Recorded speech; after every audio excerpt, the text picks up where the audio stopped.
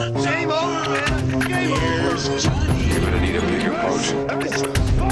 So serious. Roll out. I am Iron Man. This is a tasty burger. Welcome to the In Session Film Podcast. Welcome to this podcast review for August 28th, 2025. I am Brendan Cassidy, and I'm very excited for this episode as I get to be joined by one of our favorite voices here at In Session Film. And now that we are entering the fall season, which in movie language translates to award season, I am sure you're going to be hearing her voice more often throughout the year. Joining me is our very own awards editor and one of the hosts of Chasing the Gold, Shadan Larki. Shadan, welcome back to the show. Thank you. Thank you so much for having me. I'm very thrilled to be here. Very thrilled to be at the start of. I feel like everything's happening. You know, like that. It's all happening, Brendan. Yeah. So, as the leaves start dying, the movies start becoming more important, right? Yeah, which is maybe what we're doing here. This is like the last, resemblance of dying leaves before we get to the real good. Oh good gosh, stuff. yeah. August officially is autumn in movie terms. I guess that is the best transition point to call it. I was thinking about this. The last time that you and I spoke in podcast form, I think was over a year ago. I think that was for A Quiet Place Day 1, wasn't it? It was, which JD, you got to get me more regularly on the schedule. I will say, Brennan, A Quiet Place Day 1 is still a movie that I think about a lot. Like I stand by my love of that movie. Is Honey Don't going to be a movie that I'll be talking to a year from now? Probably not. But they're very different films. But yeah. I think you're onto something, because there are things about A Quiet Place Day 1 that, while I was lower on the film than you were during that conversation, there are things about it that have stuck with me. I would agree with you on that, especially that ending. That ending is very powerful and very moving stuff, especially for the movie of that kind. We are not here to talk about A Quiet Place Day 1. We are here to talk about Honey Don't, which is the latest film from Ethan Coen. Like you and I are having a bit of a reunion here. I feel like that's pretty appropriate, because a reunion like this is probably something many people are clamoring for when it comes to the Coen brothers. And here they are still working not together. This is Ethan Coen's second offering as a director, which I think is a nice transition into this movie. Honey Don't, directed by Ethan Coen once again, written alongside him and his wife, Trisha Cook. This is their second feature after Drive Away Dolls. And much like that film, it also stars the great Margaret Qualley, but this time it also features the likes of Aubrey Plaza, Chris Evans, Talia Ryder, and Charlie Day. Shadan, I think before we get into our thoughts on Honey Don't, maybe we should first talk about the Coen situation. I guess first off, what did you think of Drive Away Dolls? And I guess what are your overall feelings of the Coens right now not working together, especially given not just Drive Away Dolls, but also with Joel Coen and his history with a movie like The Tragedy of Macbeth, for instance? Mm-hmm. First of all, Brendan, that was an excellent transition. I'm very as you can tell, and for those listening, I don't do that on the fly. I try to prepare myself a little bit. I've got a few notes here. I try to be a bit methodical. Listen, I wish I had a great transition for you. I don't think I even have particularly strong feelings about, let me say this. I am a fan of the Coen brothers together. I would like them to get back together. I think, there's been a lot of discourse about sort of these two films and what does it say about Ethan Coen and sort of the Coen brothers. Like, was he the weaker of the two? Sort of what's going on. We can get into that if you would like. But I don't know. Brendan, I'm struggling. I would like to see a reunion. And listen, Drive Away Dolls, I think of the two, I would say Drive Away Dolls is a stronger film. It feels a bit more like cohesive to me. Originally, and correct me if I'm wrong, this is supposed to be like a trilogy. Like there's like a third, it's supposed to be like a trilogy of B lesbian kind of comedy. Yeah. I think they're calling it like queer noir or something right. like that. So it'll be interesting, like when the third one comes out, maybe once you reevaluate them as a package, we may feel differently. I didn't feel particularly strongly about Drive Away Dolls either. I considered revisiting it in preparation for Honey Don't, and then I just told myself, you know what? I don't think I want to sit through that movie again. Maybe that makes me a bad cinephile, but I just gotta be honest. Like I literally sat there and was like about to press on it, and I was like, I don't want to do this, so I did it. Normally when a partnership as iconic as the Coen brothers severs like it does, and we know that they're going to work together again at some point. They have announced that I think they might be working on some type of horror film for Mm. some production company. I forget exactly what the semantics are around that. But it is interesting when you see something like Drive Away Dolls and then you watch something like The Tragedy of Macbeth from Joel Coen, how different those films are and just how different each of their respective sensibilities are. And what made them so unique is how those differences created something so interesting.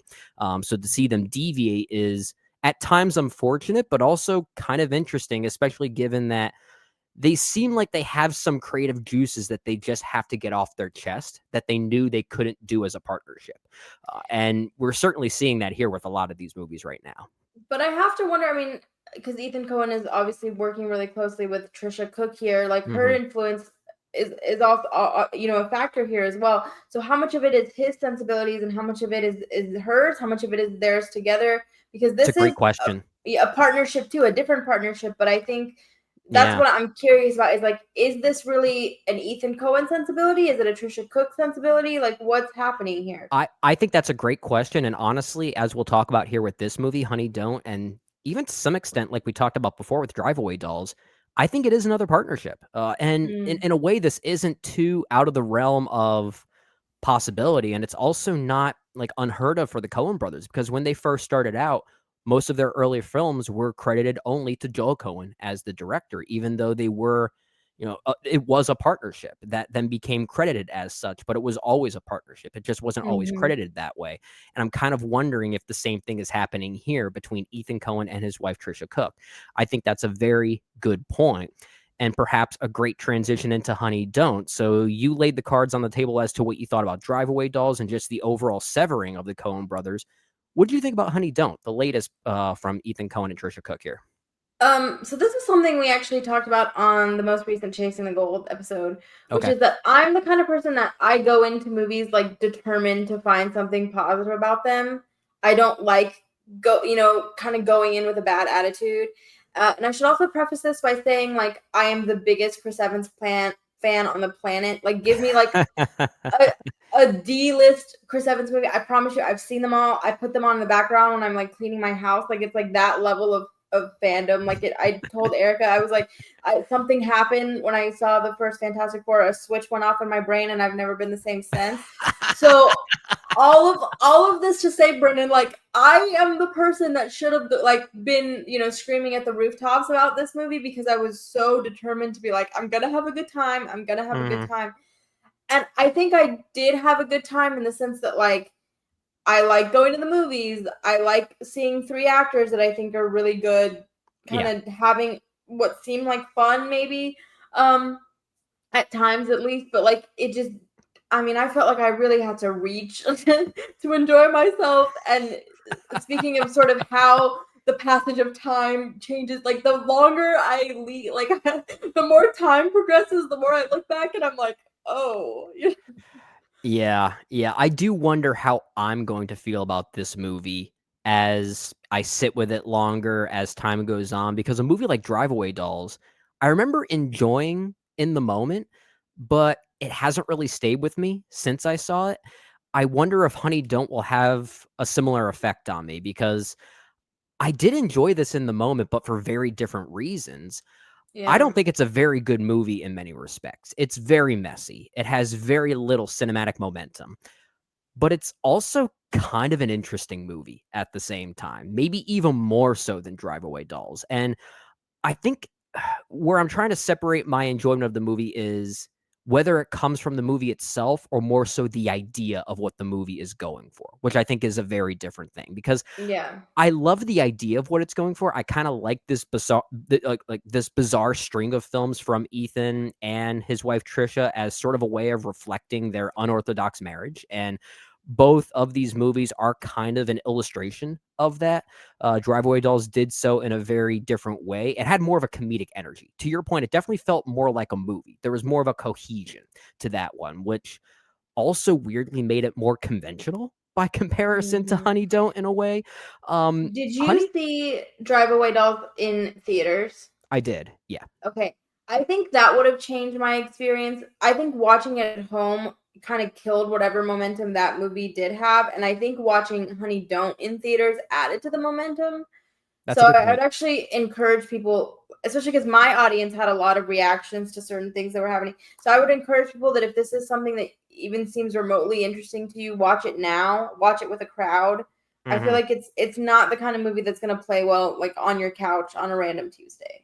Yeah, I think that's a fair point. I did see it with a crowd as well, and I don't know if they were necessarily with the movie, but at the same time, they were reacting to things that they should have been reacting to, which certainly Yeah. helps our enjoyment as well.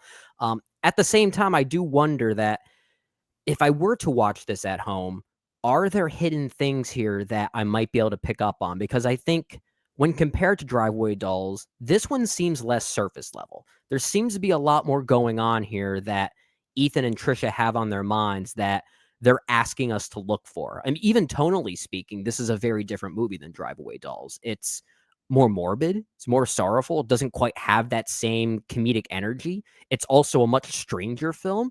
And because of that, it may even be a more accurate reflection of Ethan and Trisha's unorthodox relationship, just at a high level kind of way.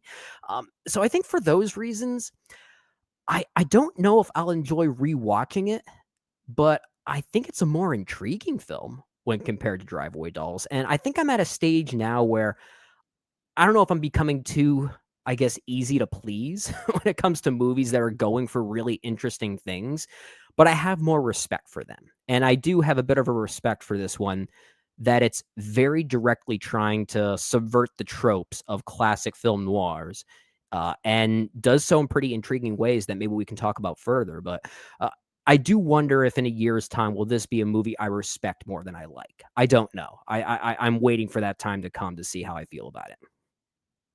I think that's fair. And I think, I mean, yeah, like I said, I think if you go into it saying like I'm gonna have fun and I'm gonna go on whatever ride this movie is gonna take me on, I think you will find things to enjoy about it because I think there Yeah. are pieces to enjoy. It's just doesn't come together very well. But I do think if it's something you're interested in, it is worth the time ultimately. Like that's my tagline for this whole thing is like I do think it's worth watching. If nothing else, like I think you'll have some sort of reaction. Maybe you'll hate it, but that in and of itself is a reaction, right? I agree, and I think we need more movies that provoke in a similar way, which Hmm. is why I think I'm more forgiving of movies like these that are certainly more flawed than your more conventional other movies of its kind. But those other movies may actually be smoother, they may function better as movies, but I'm kinda liking this string of the other side, you know what I mean? Hmm. Again, like, this is not necessarily a movie I think I'm gonna want to sit down and rewatch again. Yet at the same time, I am thinking about certain things and how this movie very intently tries to subvert the tropes of classic film noirs by quite simply making it a more queer coded story. I mean, I Hmm.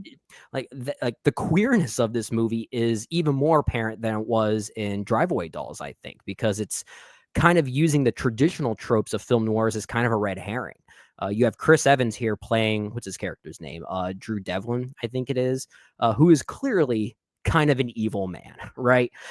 But I feel like in any other movie like this, it's easy to set him up as the villain that we're waiting for that shoe to drop. And this film, without getting into spoilers just yet, we might get to that at the end of this conversation. The movie goes in a very different direction and suggests some pretty different things and has a lot of different red herrings sprinkled throughout to suggest something different about what love kind of means in this type of dynamic. I found that intriguing, uh, even if the execution is wonky as hell. Like that's the best way I can describe it. Hmm. The Hmm. execution here is flimsy at best, sloppy at worst. It's not a very good movie in many respects. But I think Ethan and Trisha kind of know that. I feel like they know it's not very good.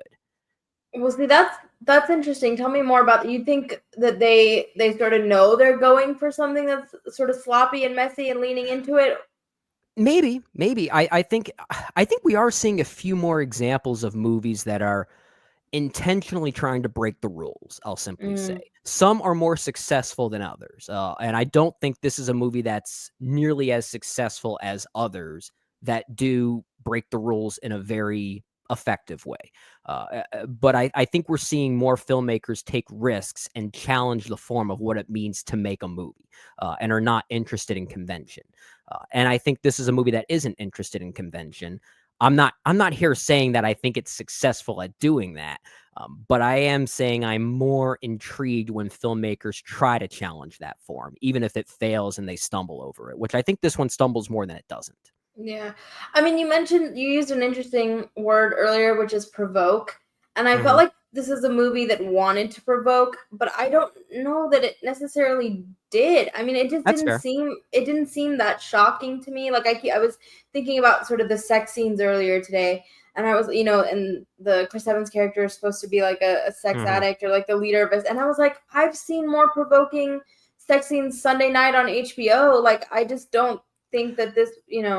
I think the biggest form of provocation that this movie is providing is not necessarily in some of the physical acts of violence or physical acts of sexuality, if you will. I would agree that those aren't the things that really, I guess, provoked me necessarily. Maybe Mm, we can jump right into it, because this is an 80 some minute long movie. There's not much to it, and the way that this movie unfolds narratively, by the time it reaches the end credits, you think you just watched like the first act of something.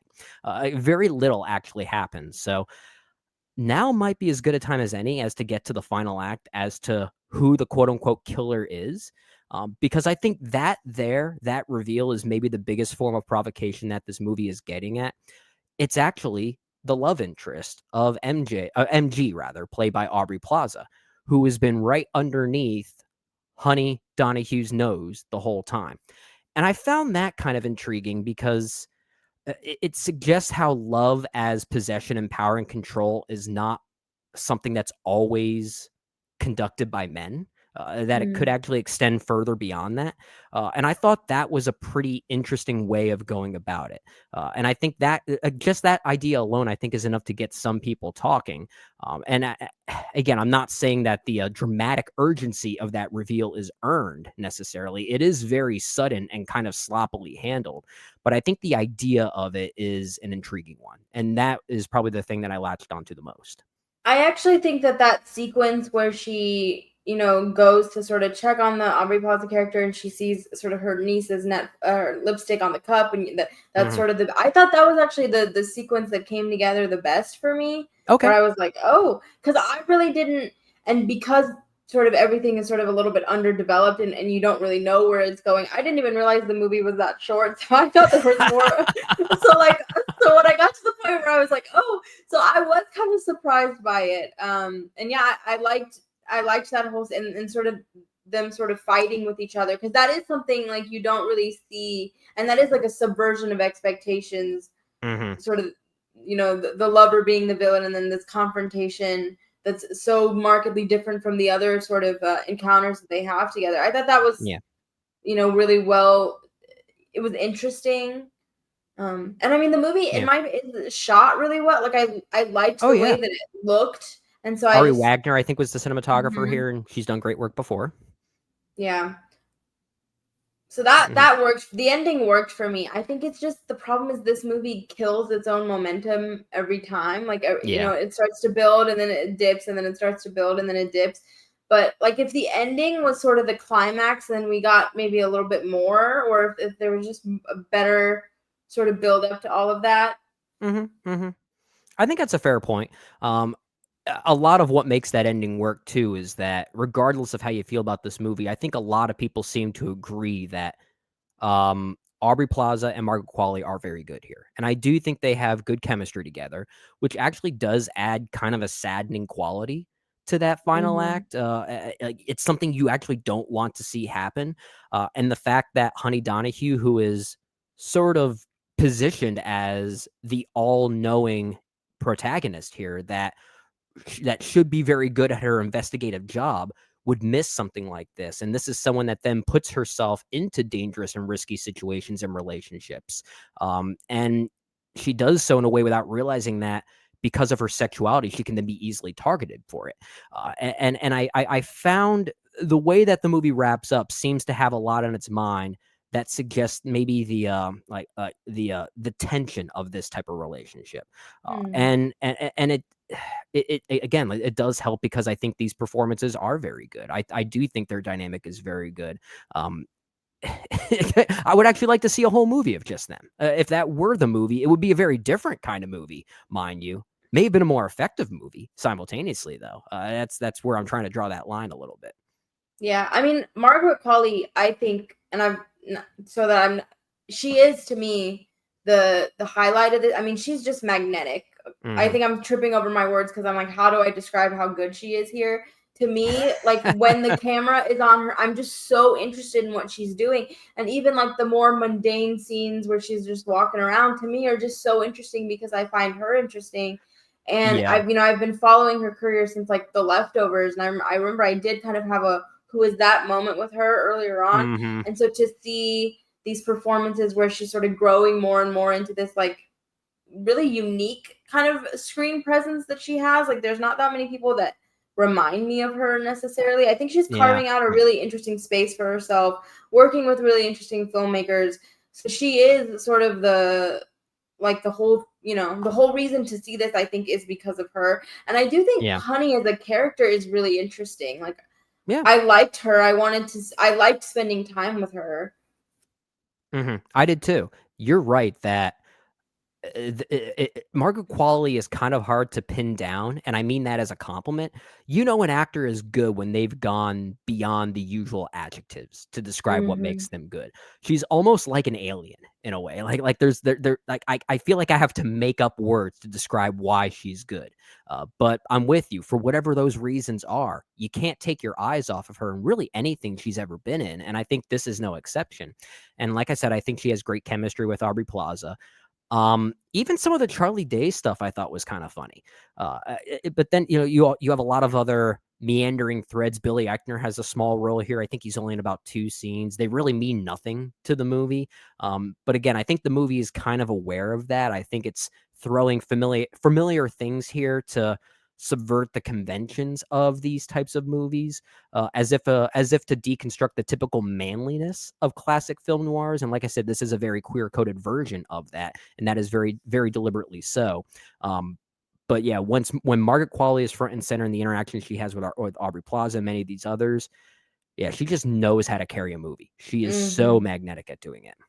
Well, and it's so interesting you mentioned, because you're saying like some of these threads that we have. I mean, we have her father is in the, comes in, becomes a character in the film, her estranged father. I gotta be honest, I actually forgot that even existed until you said it. Well, and I bring that up because then we get into the question of, are some of these threads, were they deliberately there as a red herring? Or to me, it felt like maybe there were sometimes like scenes that we just didn't see, or ideas that were supposed to be in the screenplay that were sort of left behind. And I haven't determined, which is the correct answer here. I know. I'm with you. It's one of those movies where if I didn't feel like it was trying to subvert expectations, my first thought would be, this is an edited and truncated version of a much bigger movie. It feels like a movie that was edited down and a lot was left on the cutting room floor. And the final product still does feel that way. Yet at the same time, because I think this movie is trying to do some deliberately interesting things, I'm trying to understand what flaws were actually intentional and what are just actual mistakes, and I think this movie kind of has a lot of both in a way. I can't pinpoint what's what, but I know it's doing a lot of that. And I find that interesting. This is not a safe movie by any means. And it's going to annoy a lot of people. I wouldn't be surprised at some screenings some people might walk out. I wouldn't be surprised if that were to happen because it has an energy to it that could be off-putting for some people. This is a great example of a movie that I don't think I could grade. I don't even think I could say I recommend it or not, because I know certain people in my life who would hate this, and I know other people in my life who would probably think that was interesting. It was different, and I like that it was different.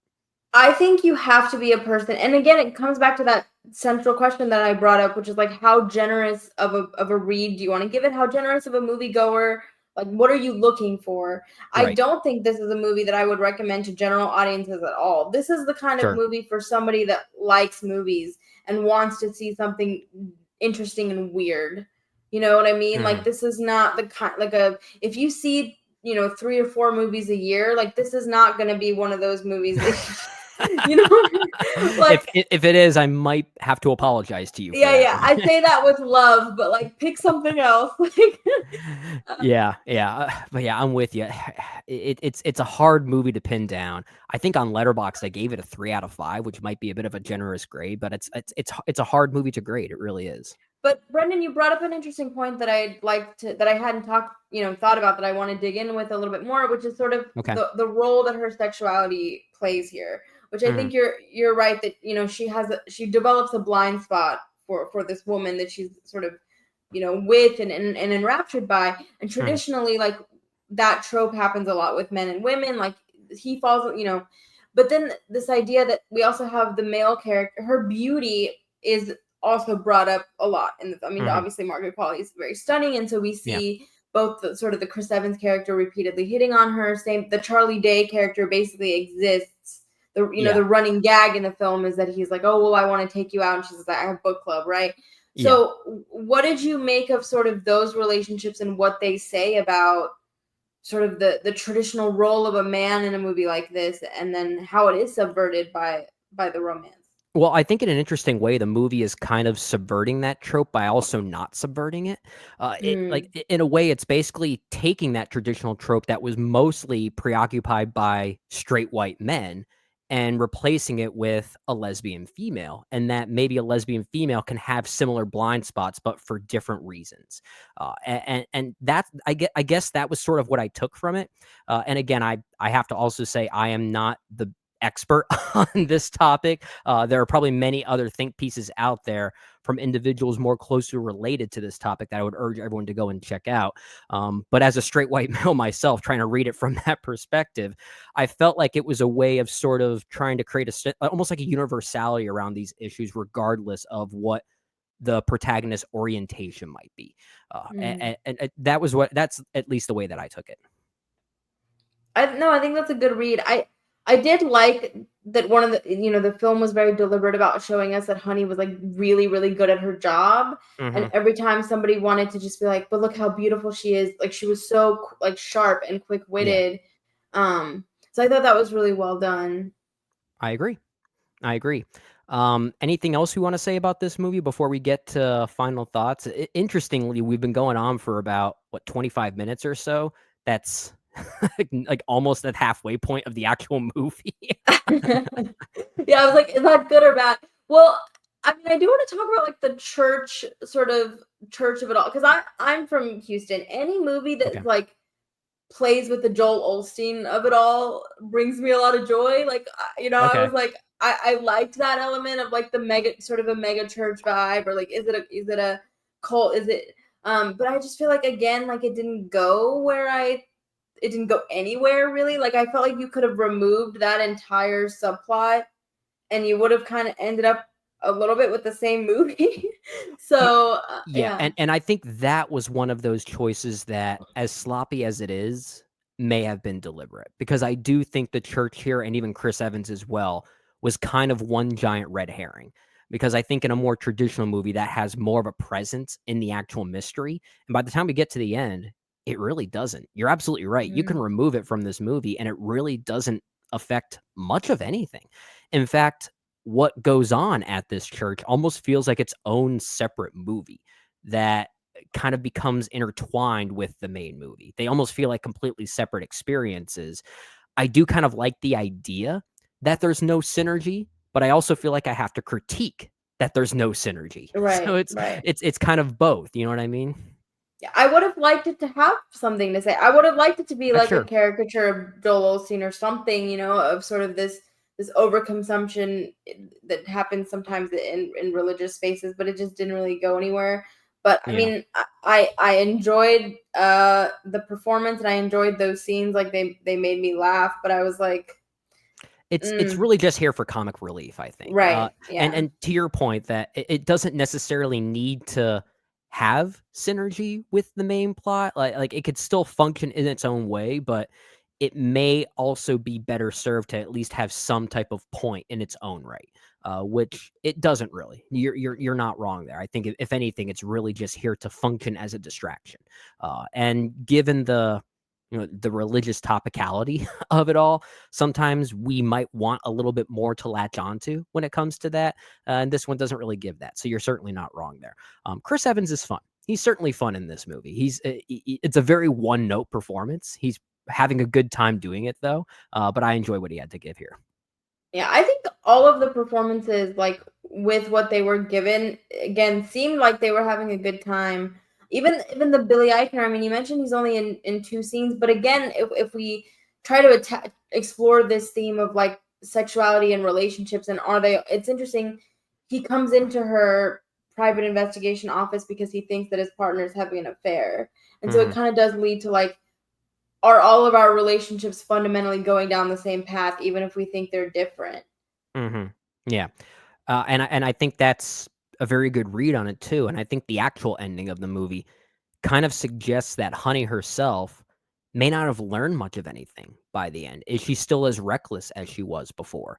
Given the interaction that she has at that traffic light with, I forget the character's name, but it's the woman played by Lara Abova, I believe her name is Cher. I think her name is. There's an interaction there that almost seems to suggest that she kind of goes through what I call a circular arc, where she starts in one place, experiences things, grows a little bit, but then kind of reverts back to where she started. And I always found those arcs kind of fascinating. And that ending seems to suggest that maybe something like that is happening, which is kind of an intriguing place to conclude a movie like this, I think. Yeah, and I mean, again, if we want to tie in the church thing, it's the whole idea is like maybe these people are going to this church to look for change or an escape, and so the movie does raise this question of, is that even possible? Or Yeah. are we all fundamentally who we're going to be, and we're just never going to change?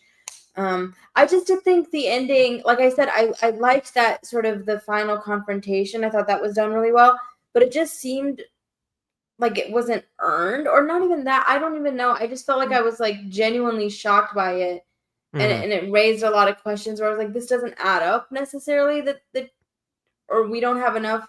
Like, did you see that coming, or how do you feel about it? Are you talking about the reveal of MG, played by Aubrey Right, Plaza? and particularly the niece, because what happens in the film is Margaret Qualley's niece goes missing, and so we find out that she's been taken by Aubrey, or Aubrey Plaza is involved in the disappearance of her niece, and that just felt like it was like.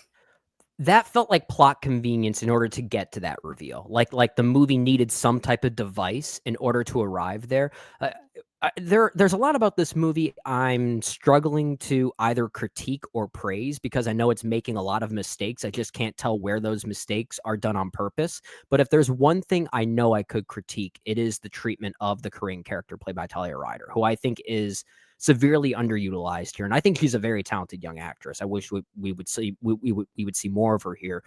But by the end, she's kind of just treated as a MacGuffin of sorts. And it feels like it's there just for the movie to find a way to make its way to that final reveal. Like it's just it's a connecting of the dots, and that's all it really feels like. I would have probably preferred that ending even more had it found a more organic way to get to that sequence at the house where MG's motives are revealed, essentially. I don't like the way it was maneuvered necessarily. No, I think that's exactly what I was trying to say, and you just articulated it better than me. But yeah, I was like, how did we get here? And that character is also very. I feel like all of these characters are so interesting, and I was like, maybe I would watch, like, if this was like a mini series or something, like an episode on all of these people, and it just felt like because the runtime was so short, we just didn't get to spend enough time with them. Actually, yeah, the movie does kind of feel like an 85-minute trailer for a movie, for like a series, a mini series or something like that. It kind of does feel that way now that you mentioned series. Like I didn't think about that. And because the pacing is all over, like you do have certain things that happen so quickly, and then that are over, and then certain areas where it sort of drags. So at some points, you do feel the runtime feels longer than what it actually is. Ebbs and flows quite a bit. Yeah. Yeah. Yeah. But it is still a very interesting movie. I guess the last thing I will say before we round out of here, you mentioned this at the opening, that this is apparently going to be a trilogy of sorts from Ethan Coen and Trisha Cook. given these first two films, do you have any expectations as to what that third one could be, other than the fact that it's probably going to star Margaret Qualley? I feel like that's maybe the one thing we can predict. I mean, I don't think this is gonna happen, but I would like it if somehow we found out that all three of these movies connected to get maybe if there's like some sort of connective tissue. I don't think that's gonna happen, Like a shared but universe thing or yeah, something like like that? a shared universe or something. But it'll be interesting to see, I guess, what themes it explores, or maybe the third one will feel sort of more as they progress, like a little bit more cohesive. I am interested to see the third one, and like I said, I think I will revisit them once the third one comes out, because then maybe things won't be obvious. But at this point, because honestly, Honey Don't was not the film that I was expecting it to be. Same. Which maybe I, given Drive Away Dolls, maybe just went in with really high expectations, but so I'm afraid to prognosticate about whatever this next movie is gonna be. I will say, if I have any predictions, I don't know what the story is going to be, obviously, or even who's going to be in it outside of most likely Margaret Qualley. I feel like she's kind of the muse for these three movies. But I feel like if I were to guess what it might go for tonally, I feel like it might end up being the most hopeful of the three, if that makes sense. Just given where these movies thus far have been tonally and emotionally speaking. Drive Away Dolls being kind of the goofy starter of sorts. Honey Don't being a bit more morbid, a bit more sorrowful, like I said before. And I feel like maybe the third one will be something a bit more optimistic. I don't know what other way it can go, but I feel like if this is a proposed trilogy, an unofficial trilogy of sorts, that's the only direction I can estimate it going, if that makes sense. Yeah, no, that makes like more of a, maybe a little bit more of even a thriller. Yeah, I mean, Maybe. if they're proposed as like a B movie type, I think that's been accomplished. I think it's also, and this is gonna sound so cheesy, but there's this quote that I saw recently that was, your expectations of today are your resentments of tomorrow. And I feel like if some other director, not with the last name of Coen, had directed these movies, like maybe we would feel entirely differently about them. But because we're coming in with so much Coen baggage, like we're expecting it to not be a B movie type of a thing, even though he's literally said this is a trilogy of B movies that I'm making. And so I find that interesting. Yeah, I always wonder that, when a director has some type of weird misfire, or when you have a situation like this, when a partnership is severed and they go in their separate ways, the final product that they make, would we be more forgiving if it wasn't them and we didn't have their name attached to it? Or would we be harder on it if they didn't, and we find ourselves more forgiving of it if it does have a name that we love attached to it? Like we're trying to preserve that legacy. I always wonder about those what ifs, and I think this is this movie is a great example of how we maybe compartmentalize those what ifs, because it's such a strange movie. If I went into this not knowing anything about the Coen connection, how would I react? I don't even know. I don't know, because I think a lot of how I feel about this movie is because of that baggage. Like you said, I think the context of Ethan Coen and his wife, Trisha Cook, and how unorthodox their marriage is, I think you kind of need to know that a little bit in order to kind of appreciate this movie. Like, I think it's kind of necessary context. Well, I mean, I do think his talent as a filmmaker does elevate the material a lot more so than the third film. I'm more interested in what Trisha Cook does from here, and sort of what themes she's going to be exploring potentially on her own. Because I do think, if we saw these movies, I don't know, South by Southwest or something, we'd be like, this is such an interesting, new creative voice that's doing something. And maybe they're not all the way there, but as an introduction, as a sort of starting out filmmaker, the seeds are there. So it'll be interesting to see where she goes, and if it's going to be outside of the Coen connection or not. We're going to see a lot of coming togethers and a lot of breaking aparts with this Coen family, I guess, which may lead to some interesting, if not frustrating, things down the line. Honey Don't is certainly a movie that we had some things to say about. Not sure if we can recommend it to just about anybody, but needless to say, if you're interested in movies like this, maybe give it a shot. It might give you some interesting talking points. And if you have seen the film and you want to share your thoughts about it, if you agree or disagree with what we just had to say about it, you can leave a comment down below if you're watching on YouTube or listening to us on Apple Podcasts or Spotify. You can also get a hold of us on social media, whether it be on Facebook, Twitter, Instagram, Blue Sky. We're active on all those platforms. Or you can email us your thoughts in long form at insessionfilm@gmail.com. Shadan, thanks for making the time to join me once again. Going forward, we absolutely have to have you on more often. I think it's a requirement. Thank you for having me. This was a blast. I don't know if there's many other people in my life that I could talk to about Honey Don't for 40 minutes. So I really appreciate you, Brendan. Really means a lot to me. I appreciate you too, Shadan. I think we all do. And for those of us listening, and for everyone listening, I'm sure everyone's already aware of the great work that you do for us, but why don't you let everyone know what's on the horizon for Chasing the Gold and where we can find you individually online? Yeah, I'm at Shadan Larki everywhere. And as we mentioned at the top of the pod, we are heading into award season. So Chasing the Gold is going to be back weekly in the podcast feed. So lots of early predictions, fall festival coverage coming your way. We have a really talented team at In Session, and particularly sort of my awards team. So I'm really excited to dive into it. I think it's going to be a really, really good season this year. I don't think something like Honey Don't is going to play into it, but I think we have a lot of really good players, Brendan. I'm excited. I'm hopeful. You want to talk about you feel hopeful for what the next film? I'm hopeful for this award season. I think it's going to be an interesting one as well, because we've already seen some pretty big hit movies that were big surprises for us that may end up being awards players that 20 years ago, these types of movies would never be awards players. So it's interesting to see that we're kind of in a new day and age when it comes to award season. Looking forward to everything that you have to cover on Chasing the Gold as we get closer to the end of the year. A few additional plugs as we adjourn here on episode 651. JD and I get started on our upcoming retrospective for the year 1999. On that episode, we talked about our favorite performances from that year. That specific retrospective will be on episode 653, so make sure to mark that one down.